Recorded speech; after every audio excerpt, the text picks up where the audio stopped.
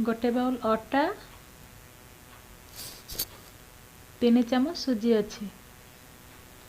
ए spoon में 3 चामच सुजी गोटे बाउल अटारे 3 चामच सुजी आपको अध कप पानी लगे पानी दे अल्प अल्प करके पानी दे चकड़ी देवे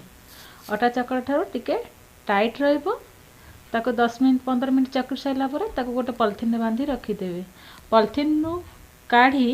अध घंटा पे रेस्ट करियो छाड़ी देथिबे काढ़ी ताको एमती तेल देकी आउ 5 ରୁ 10 मिनट चकड़ी देवे चकड़ी देकी एमती छोट छोट गोल करी देवे गोल करके बेली देवे गोटे गोटे करके बेली देवे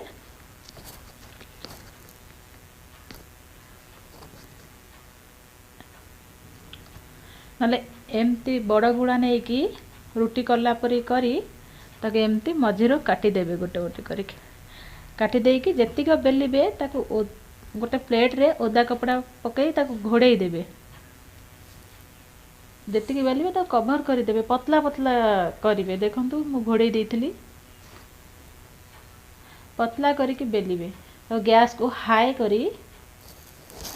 जेतेबेले गुपचुप पकावे गैस हाई थिबो हाई करके गोटे गुपचुप पकईकी ताको एमती साइड रो तेलटा को हलेइबे धीरे धीरे करके हलेइबे आ गोटे पकईबे एमती गैस को हाई करथिबे गोटे साइड रो एमती धीरे धीरे हलेइबे एतेबेले गैस टा को हमें स्लो कर दबा जेतेबेले गुपचुप फुली सारिबो ताको गैस टा स्लो कर दबा दी पटांग उल्टई देबे एपट सेपट करके उल्टई देबे अलट पलट कर साइला परे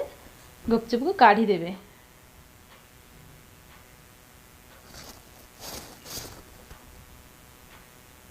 देखो तो हो गला गुपचुप को एबे काढ़ी देबा